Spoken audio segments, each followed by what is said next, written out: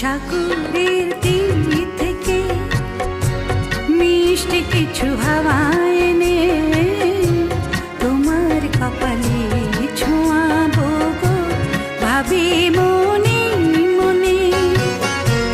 আকাশের নীল থেকে তারার কান্তি এনে তোমার কপালে ছোঁয়াবো